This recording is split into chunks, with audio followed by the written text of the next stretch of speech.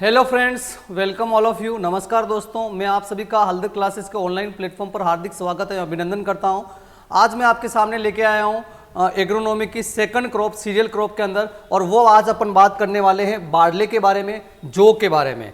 तो बार्ले जो होता है, इसका वानस्पतिक नाम जो है वह है होर्डियम वल्गेर। होर्डियम वल्गेर जो है 6 कतार वाला जो माना गया है, 6 रो बार्ले माना गया है। काफी इंपॉर्टेंट है क्योंकि इसकी जो बाली होती है उसके अंदर जो है ग्रेन की जो रोज होती है वह 6 होती है, 6 कतार होती है, इसलिए इसको 6 रो बार्ले कहा गया है। और नॉर्मली इसका ही कल्टीवेशन जो है, होर्डियम वल्गेर का कल्टीवेशन जो है सबसे ज्यादा किया जाता है। देन इसकी जो कुल है ग्रेमिनी, पोएसी या घास कुल से संबंध रखता है, जो आपको पता होना चाहिए। ओरिजिन प्लेस लेस इंपॉर्टेंट है, इतना एग्जाम में नहीं पूछा जाएगा। वैसे इथोपिया है, लेकिन आपको ध्यान नहीं रखना है, आपको यहां पे इसका बोटनिकल नेम एंड इसकी फैमिली जो है आपको मालूम होना चाहिए। देन अपन इसमें आगे बढ़ते हैं कि इसका जो फूल होता है उसे अपन क्या कहेंगे, तो इसका फूल जो होगा उसे स्पाइक बाली या ईयर के नाम से जानेंगे। फ्रूट टाइप, फल प्रकार जो है कैरियोप्सिस। सारी ग्रेमिनी की जितनी भी क्रॉप है उन सभी का जो फल प्रकार है वह आपका कैरियोप्सिस ही होता है, जो आपको मालूम होना चाहिए। देन ये C3 प्लांट है, जो मैंने आपको कहा है कि जो लॉन्ग हाइट वाले हैं उनको छोड़ के सारे C3 की श्रेणी में। एक बीजपत्री है, मोनोकोट प्लांट है और लॉन्ग डे। क्योंकि ये रबी सीजन की क्रॉप है, इसलिए ये आपके लॉन्ग डे प्लांट की श्रेणी के अंदर आएगा। देन नेक्स्ट वन, गेहूं और जौ में क्लिस्टोगेमी के कारण जो होता है स्वपरागण, सेल्फ पॉलिनेशन इसके अंदर पाया जाता है। क्लिस्टोगेमी एंड कुछ वेराइटीज के अंदर चेस्मोगेमी भी होती है, उस वजह से इसके अंदर भी सेल्फ पॉलिनेशन होता है। जौ की जो प्रोटीन होती है उसे अपन होर्डिन के नाम से, क्योंकि होर्डियम वल्गेर इसका नाम है, तो इसकी प्रोटीन किस नाम से जानी जाएगी, होर्डिन के नाम से जानी जाती है। यह भी आपको मालूम होना चाहिए। और प्रोटीन का एवरेज होता है 10% होता है। तो बेसिक है, मैंने आपको कहा कि सीरियल्स के अंदर नॉर्मली 10% के आसपास प्रोटीन होती है, एक्सेप्ट द राइस जिसमें 6 से 7% प्रोटीन होती है। Then the next one is the जौ में ग्लूटेन जो होता है नेग्लिजिबल होता है, इसके कारण से इसकी रोटी का आसानी से पच जाती है और डायबिटीज के रोगियों को सलाह दी जाती है। तो बहुत ही नेग्लिजिबल अमाउंट ऑफ ग्लूटेन इसमें पाया जाता है, इसकी वजह से इसका डाइजेशन जो है काफी इजी होता है और डायबिटीज के पेशेंट के लिए जौ की रोटी जो है काफी अच्छी मानी गई है, जो आपको पता होना चाहिए। देन द नेक्स्ट वन, सर्वाधिक लवण सहनशील यानी सेलाइन टॉलरेंट क्रॉप के रूप में बार्ले जो है सबसे ज्यादा लवण सहन कर सकती है। उसके बाद सुगर बीट एंड ढेचा। ये आपको ध्यान रखना है कि भाई सबसे ज्यादा लवण सहनशील फसल आपकी कौन सी है, तो उसमें आपका नाम आएगा जौ का सबसे पहले, उसके बाद चुकंदर और उसके बाद ढेचा। जबकि अगर फ्रूट क्रॉप्स की बात करें, फलों की बात करें, उसमें सबसे ज्यादा सेलाइन टॉलरेंट क्रॉप जो है आपकी खजूर है, देन आपका आंवला है, देन आपका बेर है। ये भी आपको मालूम होना चाहिए कि भाई सेलाइन टॉलरेंट क्रॉप कौन सी मानी गई है। प्रोटीन की मात्रा इसमें बढ़ाने पर बियर की गुणवत्ता कम हो जाती है।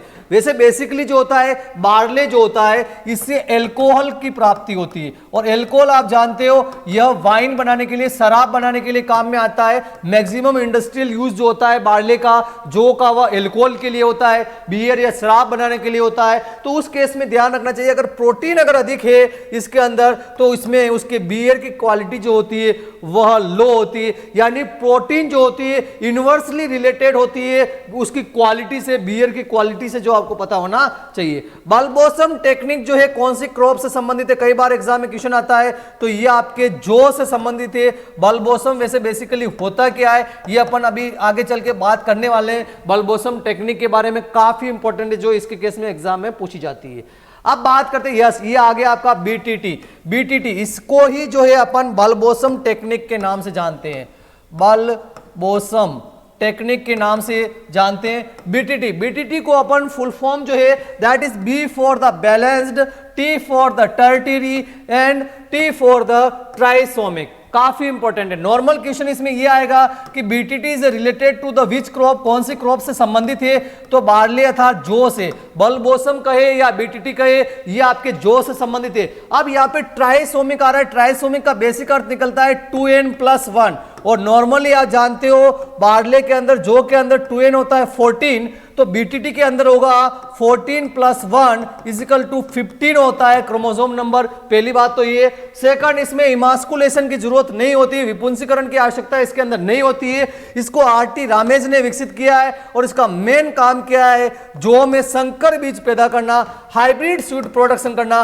और hybrid is a haploid seed production करने के लिए जो है इसको काम में लिया जा रहा है। तो BTT is related to the barley for the hybrid और haploid seed production. Haploid seed production के लिए जो है टेक्निक रामेज ने विकसित की है, यही बीटीटी होता है जो आपको मालूम होना चाहिए। Then the next one is the classification of the barley. जौ का वर्गीकरण जो है किस आधार पे किया गया है। Number first one is the hordeum irregular. वैसे first one is the 2 row barley, जिसमें जो है 2 रो होती है ग्रेन्स की। 2 रो बार्ले, और 2 रो बार्ले में जो आता है आपका that is the hordeum irregular, यानी इसमें 2 कतार होती है, लेकिन यह जो होती है कंटिन्यू नहीं होती, अनइवन होती है, इसलिए इसका नाम इरेगुलर पड़ा है। सेकंड वन इज अ होर्डियम डिस्टिकोन, जिसमें 2 रो होती है लेकिन वह कंटिन्यूस होती है, तो इसलिए इसको डिस्टिकोन के नाम से कहते हैं। Then the 6 row barley. 6 row barley में जो नॉर्मली जो कल्टीवेट होता है होर्डियम वल्गेर आता है, और यही सबसे ज्यादा एग्जाम के हिसाब से इंपॉर्टेंट है। होर्डियम वल्गेर जो मोस्टली कल्टीवेट है उसमें 6 रो होती है ग्रेन की, जो आपको मालूम होना चाहिए। देन अपन इसमें आगे बढ़ते हैं। नेक्स्ट वन, किस प्रकार की जलवायु जो है इसको रिक्वायर होती है बार्ले को, जौ को। तो वानस्पतिक वृद्धि के लिए, जैसा अपन ने गेहूं में भी बात की, ठंडी एवं नम जलवायु यानी कोल्ड एंड मॉइस्ट क्लाइमेट जो है इसको रिक्वायर्ड रहे। देन जनन या पुष्पन के लिए, रिप्रोडक्टिव ग्रोथ के लिए गर्म एवं शुष्क जलवायु जो है इसको आवश्यक होती है, जैसा गेहूं के अंदर भी रिक्वायर्ड थी। देन इसमें बढ़ते हैं टेम्परेचर। वृद्धि के लिए 12 से 15, ग्रोथ के लिए 12 to 15 डिग्री सेंटीग्रेड, और राइपनिंग के समय इसको 30 डिग्री सेंटीग्रेड तापमान की आवश्यकता जौ को होती है।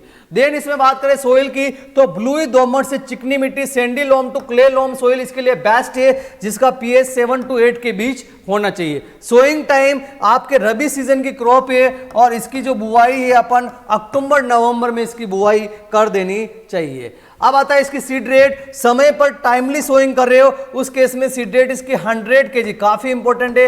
वीट के केस में, गेहूं के केस में भी 100 किलोग्राम बीज दर लेते हैं, इसमें भी 100 किलोग्राम बीज दर ली जाती है। देरी से बुआई कर रहे हो या समस्याग्रस्त लवणीय सारी मृदाओं में बुआई कर रहे हो, उस केस में बीज दर आपकी बढ़ जाएगी, 125 किलोग्राम पर हेक्टेयर ली जाती है, जो आपको याद नहीं रहेगा तो भी चलेगा।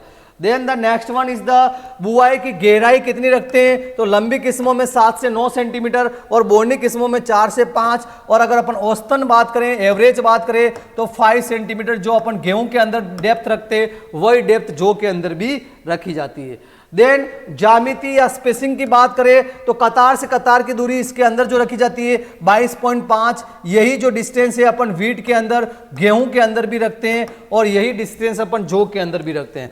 पौधे से पौधे की दूरी जो है वह 8 से 10 सेंटीमीटर रखी जाती है, जो लेस इंपॉर्टेंट है, ध्यान नहीं रहेगा तो भी चलेगा। देन द इरिगेशन की बात करें, तो इसमें जो क्रिटिकल स्टेजेस मानी गई है, क्रांतिक अवस्थाएं मानी गई है, उसमें एक्टिव टिलरिंग, सक्रिय कल्ले निकलना, यानी 30 से 35 दिन बाद जो है काफी ज्यादा क्रिटिकल है।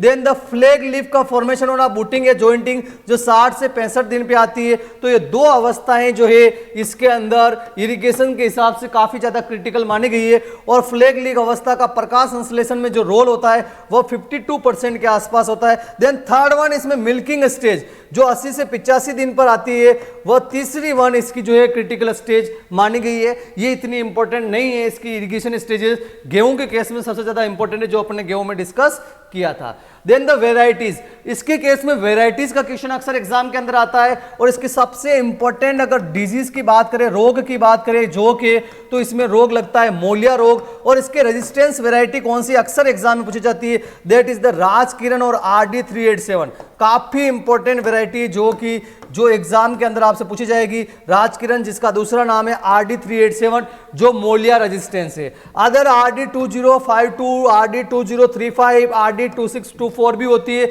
लेकिन आपको राजकिरण या RD 387 याद होनी चाहिए। देन द छिलका रहित हस्कलेस वैरायटी काफी इंपॉर्टेंट है, जो कई बार एग्जामों में आती है, that is the Dolma. Dolma का क्वेश्चन हमेशा एग्जाम के अंदर बना रहता है। हस्कलेस वैरायटी कौन सी इसकी, तो डोलमा है, जो आपको याद रखनी है। इसके अलावा कैलाश, हिमानी और करण भी है, लेकिन डोलमा आपको याद होनी चाहिए। देन द ड्रोट रेजिस्टेंस और you can say the rainfed farming के लिए, ड्राईलैंड के लिए कौन सी बेस्ट वैरायटी है, तो RD31 के बारे में आपको पता होना चाहिए, कम पानी वाले क्षेत्रों के लिए। Then the next one is the timely sowing के लिए, समय पर बुआई के लिए ज्योति, RD2035, RD2552 और RD2592 है।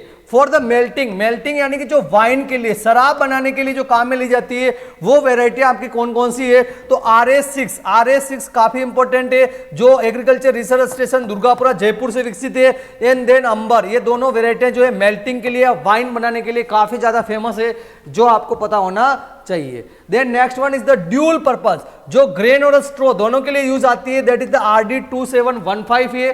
Then the saline tolerant variety is a Bilara 2, जो सेलाइन को सहन कर सकती है, जो भी आपको मालूम होना चाहिए। Then the next one is the mutant variety, उत्परिवर्तित RDB1 वैरायटी इसकी मानी गई है।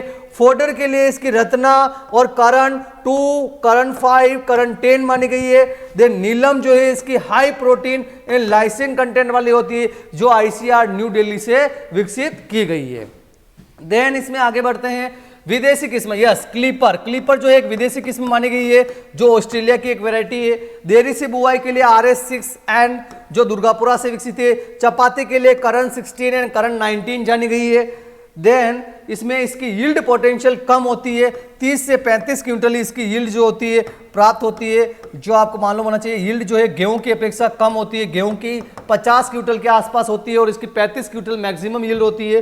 देन इंपॉर्टेंट डिजीजेज ऑफ जो की जो है बार्ले की जो है इंपॉर्टेंट डिजीज कौन सी है, तो सबसे इंपॉर्टेंट जो डिजीज इसकी मानी गई है, दैट इज द मोलिया। मोलिया रोग जो है इसका सबसे इंपॉर्टेंट रोग माना गया है, और that is caused by a heterodera avenae, जो एक सूत्रकृमि है। ये आपको ध्यान होना चाहिए, ये किससे होता है, हेटेरोडेरा एवेनी नाम का जो निमेटोड है, इसकी वजह से इसके अंदर मोलिया डिजीज होती है। और that molya disease is discovered first time by the Vasudev ने इसको सबसे पहले डिस्कवर्ड किया इन 1958 फ्रॉम द नीम का थाना सीकर, राजस्थान में नीम का थाना सीकर से इसको सबसे पहले जो है वासुदेव ने इस रोग को खोजा है, ये भी आपको मालूम होना चाहिए। अब इस डिजीज के अंदर होता क्या है कि गेहूं या जौ के पकते समय जो होते हैं, पूर्व में प्रौढ़ कर्मिकोष जो है देखे जा सकते हैं। अडल्ट सीड्स जो है इसकी मैच्योरिटी, क्रॉप की मैच्योरिटी पर देखा जा सकता है इस डिजीज के केस में। और इस केस में इसकी जो रूट्स होगी, जो क्रॉप की रूट जो होगी वो कंप्लीटली डैमेज हो जाएगी, और कुछ इस प्रकार का स्ट्रक्चर उसके रूट्स के अंदर आपको दिखाई देगा। ये मोलिया का एक इंपॉर्टेंट सिम्टम माना गया है, जो आपको पता होना चाहिए, जिसकी वजह से प्लांट की ग्रोथ नहीं हो पाती। इसका मैनेजमेंट कैसे कर सकते हैं, गहरी जुताई करके कर सकते हैं मई और जून महीने के अंदर, और रोटिंग द जो है फसल चक्र जो है अपना कर जो है वो भी इसका नियंत्रण का उपाय अपन कर सकते हैं। मेरीगोल्ड या अपन गेंदा इसके साथ उगा सकते हैं। या प्रतिरोधी किस्मों की बात करें तो आपको बताया कि राजकिरण और यू कैन से RD387 और जो दूसरी प्रतिरोधी किस्में हैं उनकी बुआई करके इससे बचाव कर सकते हैं। और अपन मिक्सिंग द प्रैक्टिसेस कार्बोफिरोन का यूज करके भी इसका नियंत्रण किया जा सकता है। लेकिन इसमें सबसे ज्यादा इंपॉर्टेंट जो है इसके मैनेजमेंट के लिए वो है इसका प्रतिरोधी किस्मों वाला चैप्टर, जो इसमें राजकिरण और RD387 का नाम आता है, जो आपको मालूम होना चाहिए। देन आता है second one important disease is the आवृत कंडवा और कवर्ड समट। कवर्ड समट का प्रकोप जो होता है बार्ले के अंदर सबसे ज्यादा होता है। इसका कोजल ऑर्गेनिज्म आपको ध्यान होना चाहिए अस्टिलेगो होर्डियाई, क्योंकि जो के अंदर हो रही है ये फंगस है अस्टिलेगो होर्डियाई, और it is an externally seed borne, क्योंकि लूज समट जो होता है वह इंटरनली सीड बोर्न होता है, और कवर्ड समट जो होता है वह एक्सटर्नली सीड बोर्न होता है। अस्टिलेगो होर्डियाई से यह डिजीज इसके अंदर होती है। इसके अंदर होता क्या है, formation of the black powder instead of grain, यानी इसमें स्मट सोराई, ब्लैक पाउडर को स्मट सोराई भी बोल सकते हैं। दाने की जगह काले रंग का चूर्ण जो है इसकी बालियों के अंदर बन जाता है।